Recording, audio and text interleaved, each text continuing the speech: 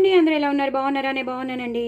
So నేను ముద్దపప్పు చేసుకున్నాను, కుక్కర్లో ఉడకబెట్టేసుకున్నాను, తగినంత ఉప్పు వేసేసుకున్నాను, పచ్చిమిరపకాయలు పసుపు వేసి నేను ఉడకబెట్టేసుకున్నాను. మామూలుగా పప్పు కాదండి, అది వేయించిన ముద్దపప్పు మాట బాగా దోరగా వేయించేసుకున్నాను.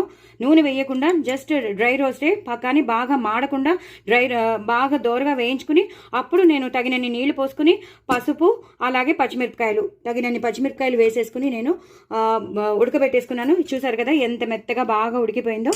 ఉప్పు కూడా వేసేసుకున్నాను. ఇప్పుడు నేను పోపు వేసేసుకుంటానండి. ఆవాలు, జీలకర్ర, ఎండుమిరపకాయలు, అలాగే అవి బాగా వేగిపోయింది కదా, ఇంగువ వేస్తున్నానండి. ఇంగువ వేస్తే మంచి టేస్ట్ వస్తుంది. ఇంగువ, అలాగే నేను ఎప్పుడు చెప్పేటట్టు కారం.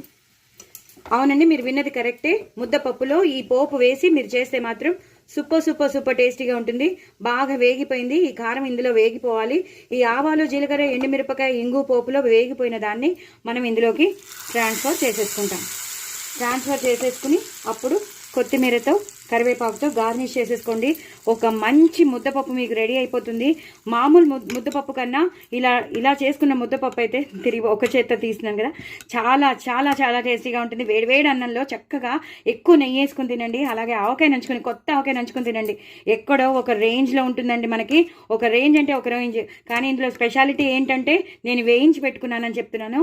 పప్పుని మాత్రం దోరగా వేయించుకుని అప్పుడు మీరు అలా ఉడకబెట్టుకోండి. చక్కగా వెల్లుల్లిపాయలు కూడా వేసి ఉడకబెట్టుకున్నాను.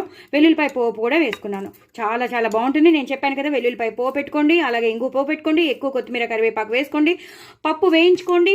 ఆ పప్పు వేయించుకున్నాక మీరు ఉడకబెట్టుకునేటప్పుడు ఆ పప్పులో